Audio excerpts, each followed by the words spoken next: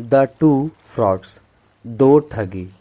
हम लोगों ने 2 से 3 दिनों तक आराम से अपनी लाइफ गुजारी और हमारे साथ किसी भी तरीके का कोई भी घटना नहीं हुआ।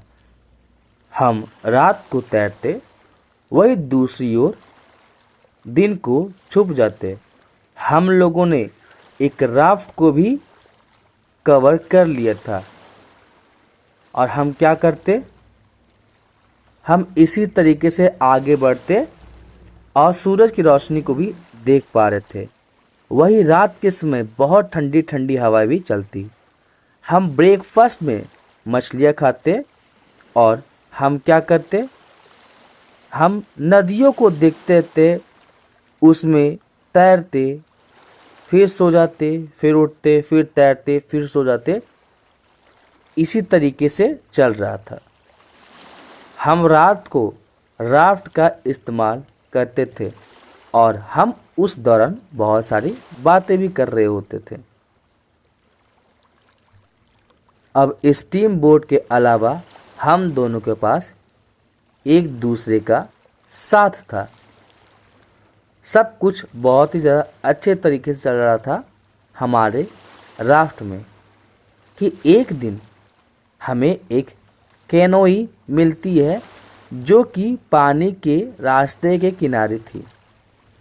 और जब मैं उसे देखने को जा रहा था तभी दो लोग हमारी तरफ दौड़ते हुए आ रहे थे, जिनमें से उन लोगों ने बोला कि हमें बचा लो क्योंकि उनके पीछे कुछ कुत्ते थे।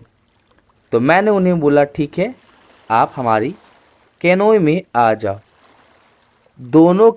दोनों पर्सन में अगर मैं पहले के बारे में बात करूं तो वह 70 के आसपास का होगा, उससे ऊपर होगा। वही दूसरी ओर दूसरे के बारे में बात करूं तो वह यंग था, लगभग 30 साल के आसपास। और उन दोनों के पास एक बड़ा सा कारपेट का बैग था। जब हम लोगों ने बात करना शुरू किया तो हमें पता चला कि वे दोनों एक दूसरे को जानते ही नहीं है। तो वह बूढ़ा आदमी उस यंग आदमी से पूछता है कि तुम इस मुसीबत में कैसे फंस गए, जिस पे उस यंग लड़के ने बोला कि मैं दांतों से जो गंदगी होती है उसे निकालने का दवा बेच रहा था और एक समय की बात है कि मैं एक जगह पे ज़्यादा समय तक रुक गया जहां मुझे रुकना ही नहीं चाहिए था। तब मुझे एहसास हुआ कि मुझे यहाँ से जाना पड़ेगा। और फिर वही दूसरी ओर जब मैं तुमसे मिला तो तुमने मुझे कहा कि लोग तुम्हारे पीछे हैं और तुमने मुझसे मदद मांगी, इसीलिए मैं तुम्हारे पीछे पीछे आ गया। अब इसके बाद वह उस ओल्ड मैन से पूछता है कि तुम्हारी क्या कहानी है, जिस पे वह आदमी बोलता है कि मैं लोगों को शराब से होने वाली बुरी आदतों के बारे में बताता था, जिसके कारण मैं बहुत सारी महिलाओं का फेवरेट बन गया। ज़िंदगी अच्छी खासी चल रही थी। मैं $5 या $6 रात को कमाता। वही दूसरी ओर अगर बात किया जाए बच्चों का या फिर नीगरों का तो उनसे मैं पैसे नहीं लेता। लेकिन आगे क्या होता है, जहाँ एक तरफ मैं लोगों को पीने की बुराइयों के बारे में बता रहा था, वही दूसरी ओर मैं खुद पीना शुरू कर देता हूँ। जिसके बाद एक नीग्रो लड़का मुझे उठाता है एक सुबह और मुझे बताता है कि लोग ग्रुप बना करके कुत्तों और घोड़ों के साथ आपके तरफ आ रहे हैं और वे लोग मुझे मारना चाहते थे। तो मैंने ब्रेकफास्ट का इंतज़ार भी नहीं किया और मैं वहाँ से चला गया। जिस पे उस यंग लड़के ने बोला कि ओल्ड मैन, हमें एक टीम बनानी चाहिए, आप क्या कहते हो? आपका क्या सोचना है। तो फिर वह पूछता कि आपकी लाइन क्या है, जिस पे वह बोलता है कि मैं प्रिंटर हूँ, मैं प्रिंट करता हूँ ट्रेड से, मैं दवाइयाँ बेचता हूँ, मुझे हिप्नोटिज़म भी आती है, मैं गाता हूँ, मुझे ज्योग्राफी के बारे में भी अच्छी खासी लेक्चर है और मैं किसी भी चीज़ पे अच्छा खासा लेक्चर दे सकता हूँ। तो यही सारे मेरे काम हैं, तुम्हारी लाइन क्या है। जिस पे वह आदमी बोलता है कि मैंने भी डॉक्टरी की है। वह बूढ़े आदमी ने बोला कि मैंने भी डॉक्टरी की है, मैं लोगों का भविष्य बताता हूँ और लोगों को प्रवचन देता हूँ।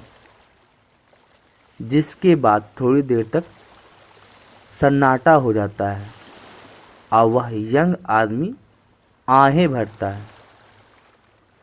जिस पे फिर बोला जाता है क्यों, क्या हुआ, और बोलता है कि मैं इस जिंदगी की जितनी भी चीज़ें मेरे साथ हुई है और जिन लोगों के साथ मैं रहा हूँ, उन सब चीज़ों के कारण मुझे बहुत ज़्यादा थकान होती है। और ऐसा कहते हुए वह अपनी आंखों से आंसू पोंछता है।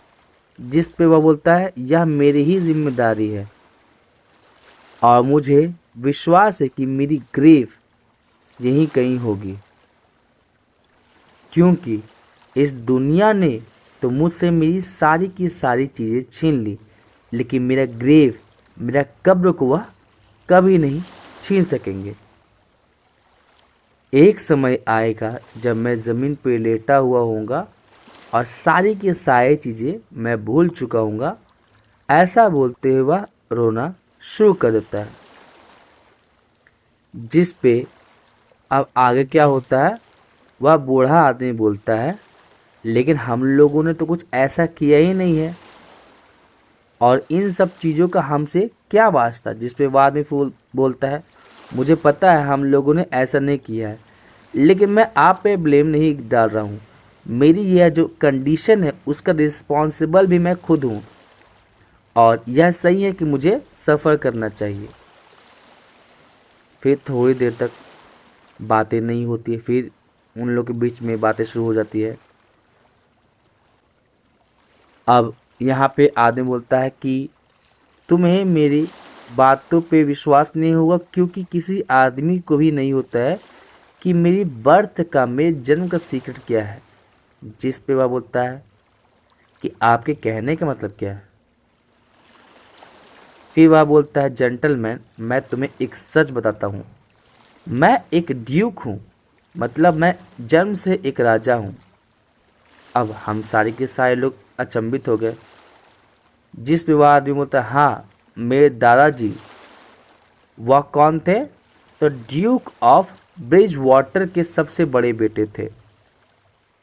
उनकी शादी यहाँ हुई और उनकी मौत हो गई और उनका एक बेटा था, क्योंकि उनके फादर की ये मौत भी इसी तरीके से हुई थी।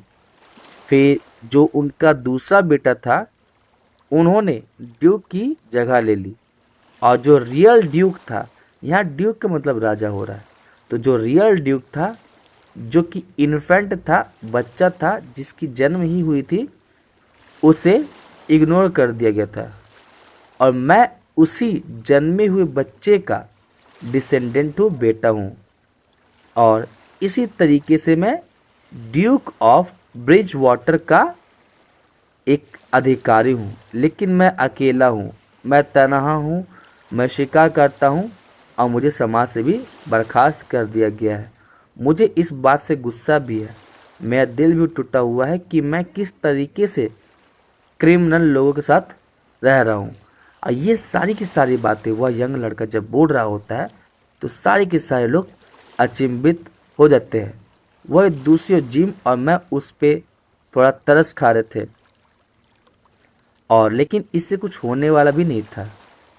वह सोच रहा था कि उसके साथ बहुत ही आदर सम्मान के साथ बात किया जाए, जैसे कि your grace my lord of Bridgewater, लेकिन ऐसा कुछ नहीं हो रहा था।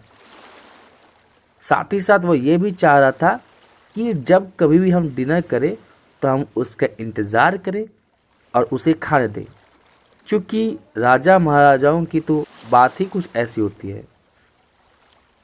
तो जैसा जैसा उसने कहा वैसा वैसा हमने किया, क्योंकि बहुत सारी चीज़ें हमारे लिए बहुत आसान थी, जिससे वह बहुत ज़्यादा खुश हो गया।